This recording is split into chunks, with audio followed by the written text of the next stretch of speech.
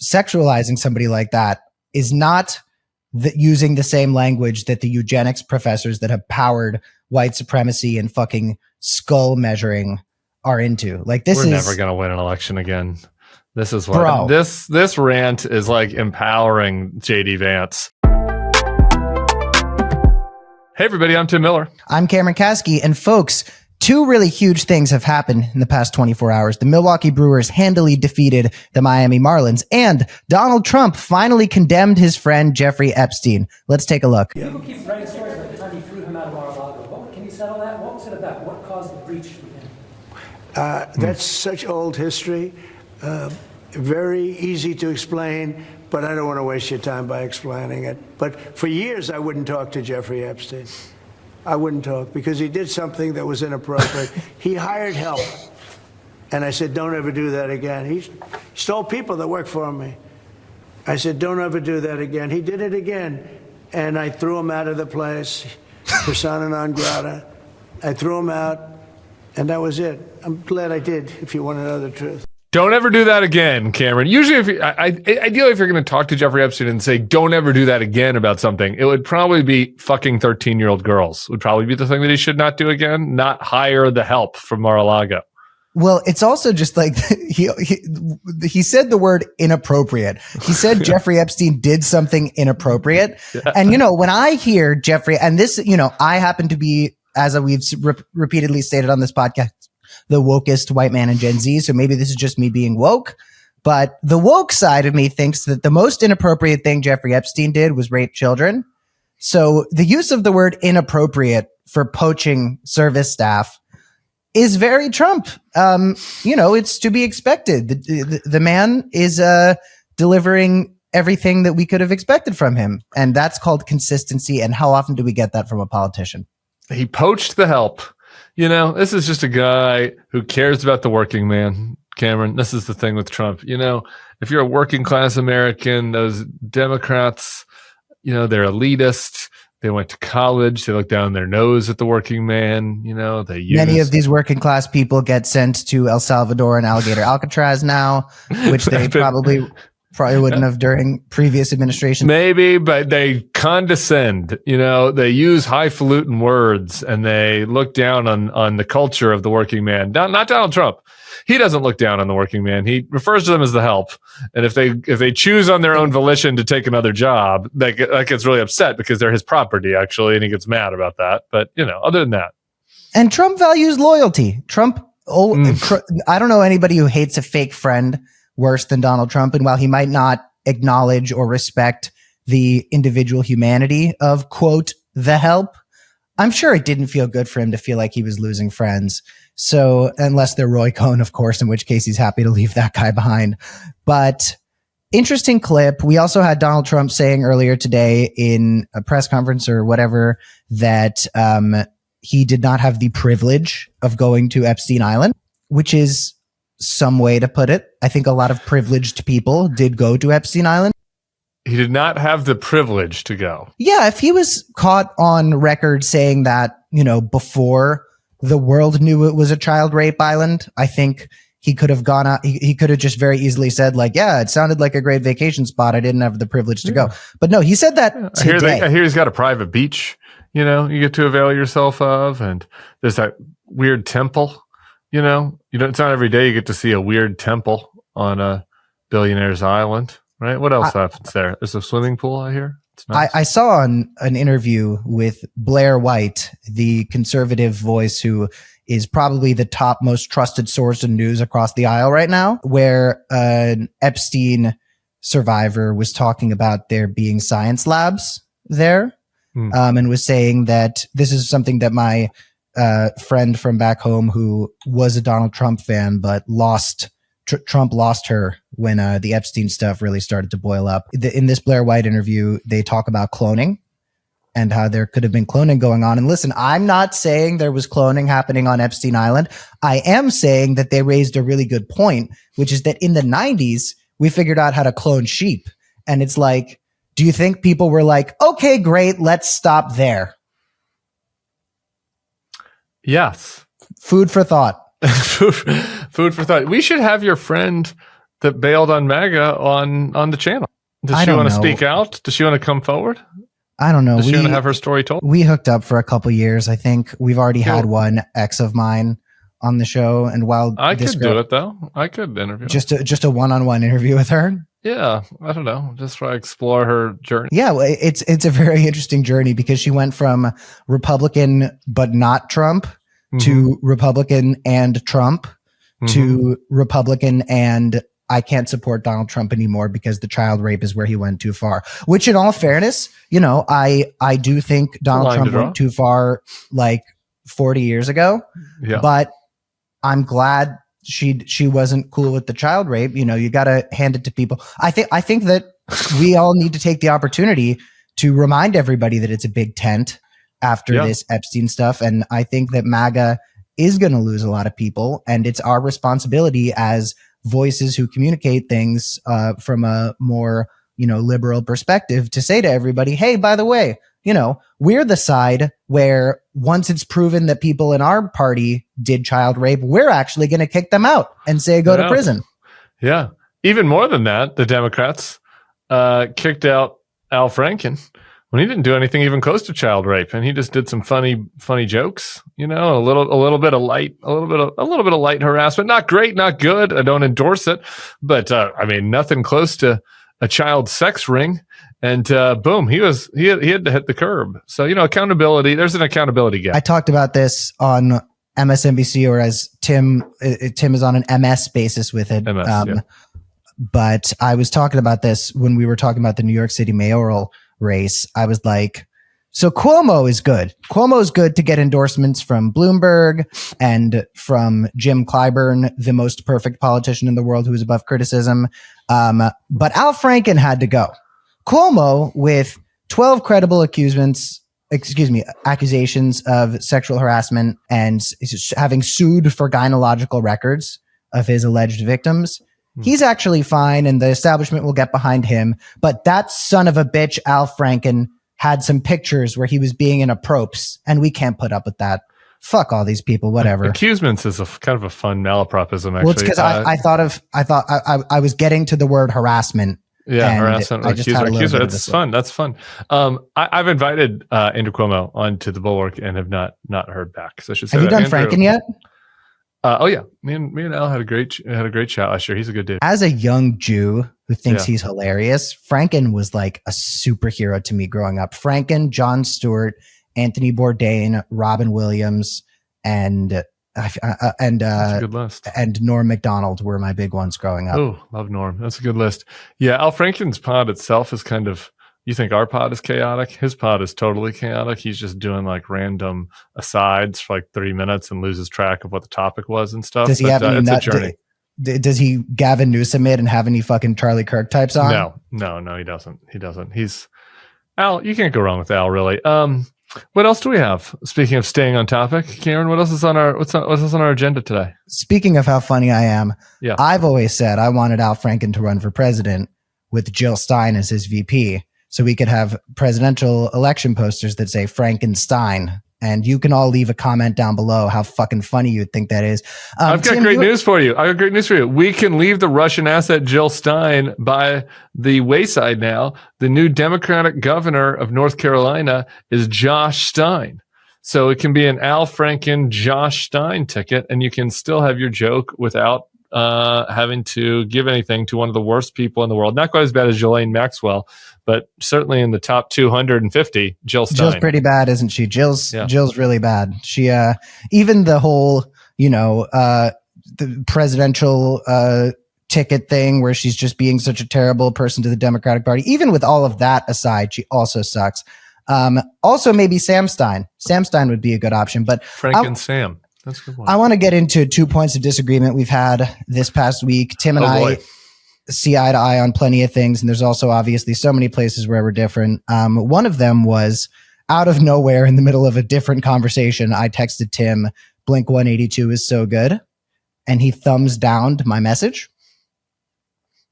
I don't need to talk about it. I just wanted you all to know. This is something people don't know about Cameron, which is kind of surprising because Cameron is a theater kid and he is so he's so creative. And I forget if the creative side of the brain is left brain or right brain, whichever one it is. That's Cameron. And he's young and has very hip friends. Has dated prominent. So you would think that Cameron would have good taste in music. Wrong. Horrible taste in music. I mean, every suggestion he has is horrible. Like, it is the worst taste. Like, Cameron has the taste in music of like and maybe some of you are listening, so please don't take it the wrong way. 58-year-old lady from probably like the boring part of New Jersey or like Hartford, like a 58-year-old woman from Hartford. Who drinks 2 Starbucks mocha frappuccinos a day. Like, that person's Spotify playlist and Cameron's are indistinguishable. In my defense, I love REM, and I think we can all get behind that. We can. Okay, let's move on. Let's move forward. The other point of disagreement we had was in regards to Sydney Sweeney, who has really emerged as a political figure without really trying to. Yeah. Sydney Sweeney was just trying to be an actor and a great businesswoman. She did a film called Madam Web, which was famously one of the worst superhero movies of all time, in order to get a rom-com she really wanted to do called Anyone But You, greenlit by Sony. So she made the choice to be in a really bad movie because that got the studio to greenlight a passion project for her. So she's I like that. more. That's kind of more how than this podcast came into play, actually. This pod, yeah. I don't remember how this podcast came into play. Let's keep going. She's all over the place. People talk about her online all the time. For those of you who don't know, Sydney Sweeney is a blonde actress who has given some phenomenal performances and some all right performances. She is famous for having huge tits, which White Lotus season 1, epic. Does she tits on White Lotus season 1? I don't know if we see them in Toto, but she's wonderful. She does on Euphoria. And she's really a talented person, but MAGA has kind of tried to take Sydney Sweeney and make her a little bit of an icon for them. And unfortunately, Sydney Sweeney seems to be not trying to avoid that. She seems to not necessarily mind. Basically, what happened was there were all these viral tweets that were showing Sydney Sweeney being hot and saying, woke is dead. Because according to these people, since left-wing individuals, woke-minded individuals want more diversity in projects, the very idea of being a hot blonde woman with big boobs is MAGA to them. It means that the America that they fought for came back.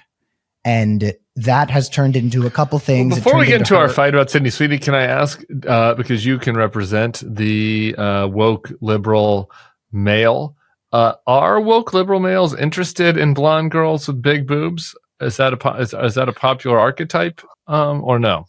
I'm kind of over that. I have been there, and it was an extraordinary journey for me. I was talking for you to generalize among your peer set. Are the fellow? They fucking love Sydney Sweeney.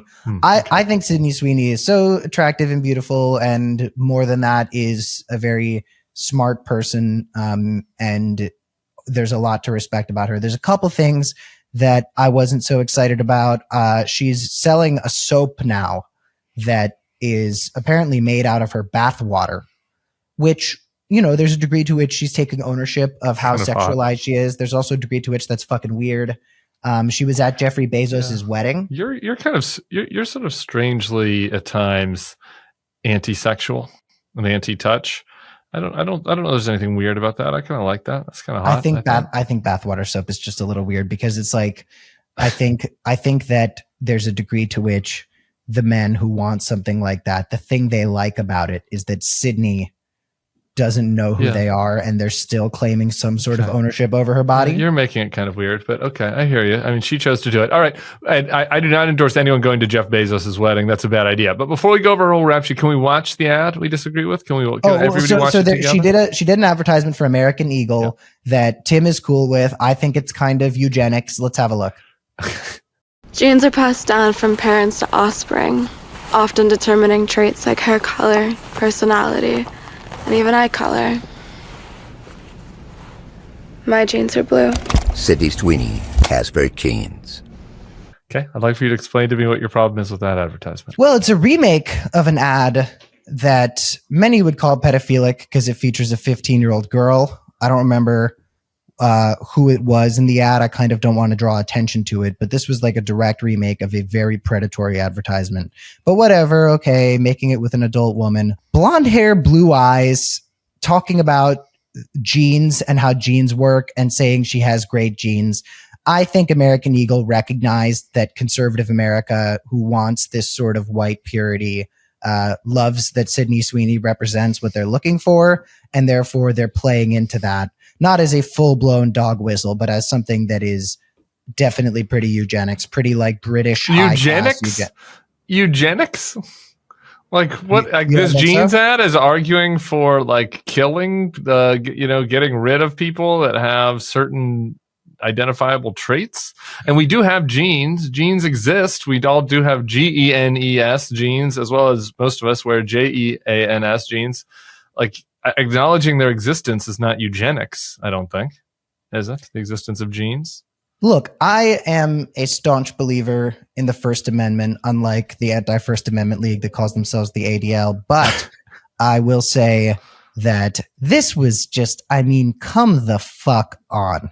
You know what they're doing. Like, you can defend it. She's hot. She's hot. She's got blue eyes. They got blue jeans. She's got blue eyes. It's a play on the eyes and the jeans. It's like were the Calvin Klein commercials in the 90s eugenics. Like, there are plenty of ads that like touch all different kinds of different racial identities. Talk about how they're beautiful. That's fine. I don't know. They're hot black people in advertisements that they sell, maybe sometimes you could say they're using them to try to sell to the black market. Isn't this just advertising? Like, what is wrong? Like, she's not saying that black people are bad or that brown-eyed people are bad. It's a sultry, sexy. Maybe you don't like sultry, sexy ads, but it's not eugenics, I don't think. Yeah. Look, we can't watch every advertisement. I have YouTube Premium. I don't watch very many ads at all, actually. I click out of ads very often, although you should listen to every ad that we do on FY Pod. Thank you to our sponsors. But like, I don't think I can imagine an ad with like a dark-skinned black woman that says she has good genes.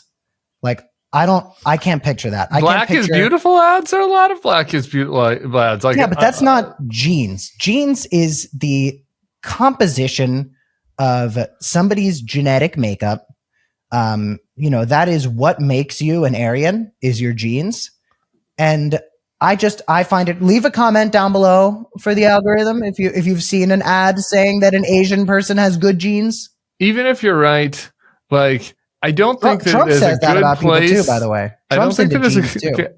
It's an ad for blue jeans. I don't think that it's a good place for liberals or pro-democracy, whatever people want to describe themselves, progressives, to be in. That, like, it is racist for a blonde girl to be able to say that she has good genes. Like, I don't think that's a good place for people to be. Some dude was saying it. That creates backlash. Like, people think that Sydney Sweeney is hot and has good genes. Does anybody disagree with the fact that Sydney Sweeney has good genes? She's extremely hot and attractive. I mean, I think Michael B. Jordan has great genes. Would anybody deny that? I don't think so.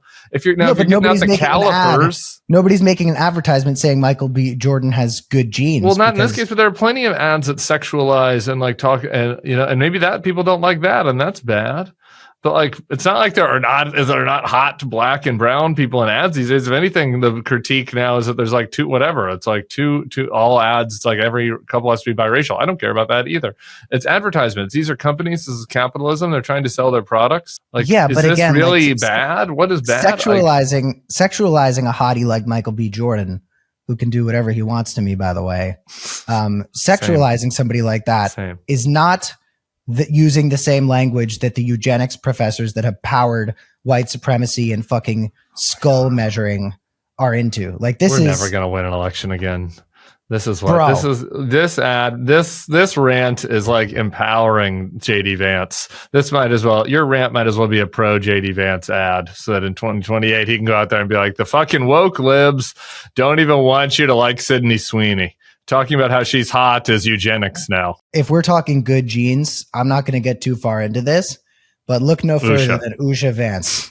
Usha Vance has good genes. Oh Really good my genes. God, what a fucking JD stunning Vance's woman. genes do not. He doesn't deserve a second with. Although, you know what? Frankly, I have no sympathy for her at this point. Nor do I have any sympathy for Melania because they've made their decisions and they've made their choices and they have agent. Oh, are you're a Melania stan? Oh no, I fucking hate Melania. She's the worst. I was just sighing over that we're still doing that. We're still on the genes. Okay, actually, we do have another subject that we need to hit. I was about to say change the subject, but we do have one. You sent me a tweet from Amanda Littman, who's friend of the show, at least through me. Do you know Amanda? Dude, me and Amanda go back to when you were in fucking short pants. Dude. Oh, really? Yeah. I'm friends with Amanda through the imaginary best friend of FY Pod, Mr. Teddy Goff. Tweet that says, a lot of folks commenting on shift of younger men to the right, but it's young women who are also a huge story. Gen Z men are basically in line with Gen X men on party affiliation. The worst generation. Gen Z women are 11 points more Dem than Gen X women. So Gen Z women are doing sort of a reverse Gen Z men here. Those with good and with bad genes, although I don't know what bad genes are. I could tell you. Have you seen Stephen Miller? You think he's got bad genes? I mean, look at his fucking. I mean, I'm not really into physiognomy. I don't even know how to say that word. That's what the white nationalists tweet about.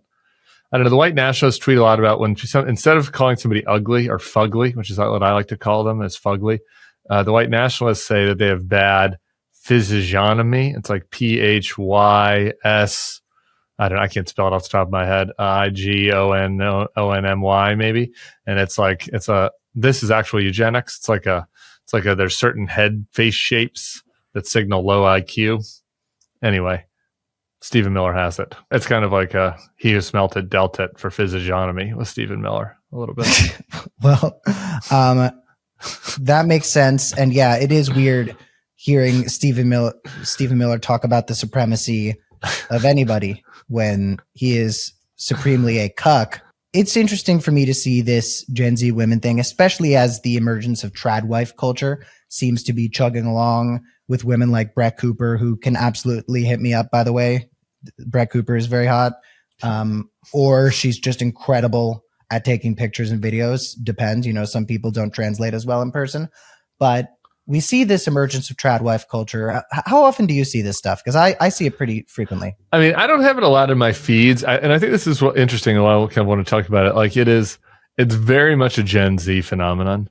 Like the greatest generation, the millennials, we did not have a lot of this, like trad wife. Like there was we had a little bit of a cottage core moment, which was like liberal coded, which was like libs wanting to move to the Hudson Valley and wear flannel and like get back in touch with the earth a little bit. But that was like a kind of a left coded thing. Now the Gen Zs are into this, like women should be in the kitchen and move back to the farms. I mean, obviously not that many of them, since Gen Z women are far more liberal than Gen X women, as the stats show, but like that minority is very into that subculture. And so I only see it like when I'm actively searching it out. Like when I go to TPUSA events, you see this a lot. Like this is like text, not subtext of the conversation at TPUSA things. I watch some Brett Cooper, just kind of get a sense for what kind of the cultural right is talking about from time to time. Yeah, that's why I've watched Brett Cooper as well. Yeah, because homework. Yeah. So anyway, but I'm interested in your take. Like this stuff though, like it seems to me like pops up into kind of your feeds and your, naturally, or conversations naturally, or is that not right? I think it's the type of thing that's taken different forms over time. Like from what I've observed, I think trad wife culture started to emerge in the 80s because that's when you saw women in the workplace becoming a much more common thing. And therefore the women who were making a point to not embrace that cultural shift were trying to make that point emphatically.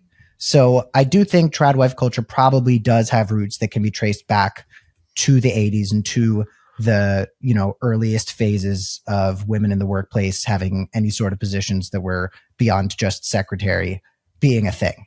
But as for the current iteration of trad wife culture, we've talked about this before. I think so much of it involves the financial insecurity that our generation is facing and the idea that if we pair up and get, shacked up early, we can be part of this sort of team.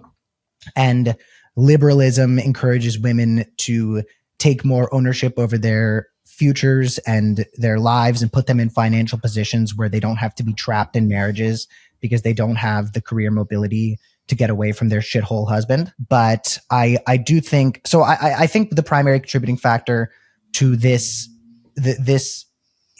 thing that women find interesting with quote unquote trad wives is the fact that we are entering an economy that is unstable, where these extremely high percentages of Gen Z people are not able to find anything in the workplace. There's obviously some more to it. I think that the anti-feminist wave that we've faced since Me Too, which I think is largely powered by a resentment that a lot of men hold towards Me Too for framing us as aggressors, when a lot of men have said like, well, I've never raped anybody, so why do I have to be careful about the way that I approach women in clubs? And suddenly men aren't approaching women as much anymore. And it's a complicated thing. And there's Me Too was obviously good, and I was supportive of it, and actually did some work with some Me Too victims, did some PR stuff. But like, there also has just objectively been a backlash. And I talked to Ta-Nehisi Coates about this, about kind of the woke stuff. Like, there was positive progress made, but like, you just have to live in a reality like that. A backlash was driving this, which is like why I think the stuff was not happening in my era and is happening now with this younger group that came of age during the Me Too stuff. Men are not walking up to and approaching women anymore. And I've had some stuff, I've probably talked about this on the show before, but I've had some stuff where I've definitely noticed Me Too follow me into places like the bedroom, where I've been kind of happy about it, because I was around 15 years old when, I mean, Me Too was started by a black woman in like 2007, but when white woman Me Too became as popular as it was around 2016, I was a teenager. So I was just starting to kiss. 15 was when I started to fuck, which is pretty cool. So right around then I started to see this thing, and that put me in a position where I'm much quicker to be overcautious in private with specifically women. With men, it's a completely different story. But with women, I'm quicker to be overcautious than I am to jump the gun. And I think that that's been a good thing for me, because when I talk about asking women if you can kiss them, when I'm talking to guys about how to go in and kiss a woman, I always say, ask first. Don't ask in like a grovelly, like, can I kiss you way, but ask in a confident way, where you aren't devaluing yourself by asking as if you're not good enough to do it. You are simply making sure she's all right with it. And I'll tell you why.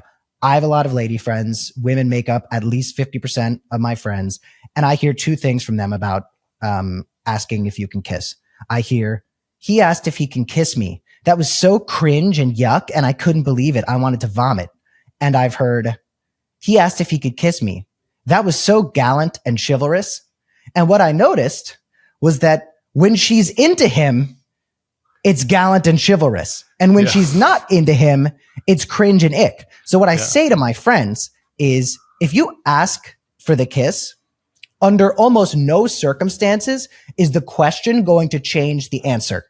But what it can do is prevent you going in to kiss somebody who is either going to turn away and move away and put you in this awkward situation, or even worse, kiss you, but not because they want to. Can I just say, I think it's great. It's fine advice, Cameron, but I don't know. Like, going in for a kiss and getting rejected is an important life experience for a young man. And I think it builds character. As long as you're not being creepy about it and then forcing the kiss on her, obviously that is bad and is not as bad character, and you should be reproached for that. But like, taking a shot, taking a swing and getting rejected, nothing wrong with that. Here's where we're going to fully become a men's podcast. I'm going to give some kissing women advice. Again, I'm not using this as men advice. That's a different story. But with women, ask if you can go for the kiss, but do it with the confidence of it's going to be a yes. Because then it's kind of cool. Then it's like, oh, even though he knows he's all set, he's still making sure. There was a young woman that I was hanging out with, and we had like texted flirty stuff to each other, really flirty stuff. And I went and I said to her, like, hey, by the way, we can kiss now, right? And she went, no. And let me tell you why. And I was like, well, thank God I asked. And then about 6 months later, we were hooking up like every day for like 3 weeks straight. So first of all, it's an investment in a positive relationship that is built on trust and respect. Because if you respect those types of boundaries, that lets them know that you are the type of person who is not going to take advantage of a situation where pressure can be applied. But also, it's like a nice thing to do, and it's a way to avoid a situation where you're making somebody feel uncomfortable. And that's like my biggest fear. And that goes back to what we started talking about, which is like Me Too really, really put me in the position where I understand how important it is to make sure that you're not making somebody uncomfortable. And in terms of the bisexuality of it all, hooking up with dudes made me understand what it feels like. And not the way that a woman could, of course, but I know what it feels like to be intimidated and uncomfortable because of the man that you're in bed with. Men have made me feel pressured and uncomfortable and unsafe. And while I can't understand how a woman feels in that perspective, I do know that it's fucking scary. And if I fucking ask, it works literally every time except for the one that I described. So ask, gentlemen. That's Tim. Tim can't even give you advice. He's gay. I get some girls. I can give some advice and didn't ask. And got several no's and a yes, and then moved on to men. Hold on. Could I wrap us up? I know it's quite a long soliloquy. I think people love the Kissing with Cameron podcast, and we should probably have a whole spin-off podcast dedicated just to your advice when it comes to intimacy. And if people want to have questions for him, they should email. Yeah, we have Boomer Mailbag. What's the email for that? bulwarkpodcast@thebulwark.com. If they are a boomer that have questions about their love life, or if they're a zoomer that have questions about whether or not they should ask proposed loved one for permission before kissing. Well, so the one sentence wrap up I have for that, just to bring it back to the OG topic, was like, I think that while financial insecurity is a big part of trad wife culture, I think a lot of it is that women sort of caught on to, and a lot of them agreed with, this resentment men had towards the larger Me Too movement, because misogyny would not be possible without the many women who help us make it happen. And Me Too was a big thing to turn the culture on that. And that is my truth. I agree with that. I've got good news. I'm going to end us on good news. We'll do more on this, on Gen Z women, and kind of this dichotomy between the trad wife movement and the fact that Gen Z women are going so far left. But my one sentence summation is, we've got a lot of problems with young men. We being the anti-fascists, but I don't think this is going to actually work on the young women. And it's going to work on some, but at scale, I think that the trend of women moving more to the left is going to continue. So that's my political analysis. That's great news. This is a political show. It's called Kissing with Cameron, or FY Pod. We appreciate you guys sticking with us. And everybody, go to the FY Pod channel for even more stuff, including videos with me and a woman that I kissed for 8 months. And get ready for this weekend's interview, which might be the strangest one we've had yet. Exciting.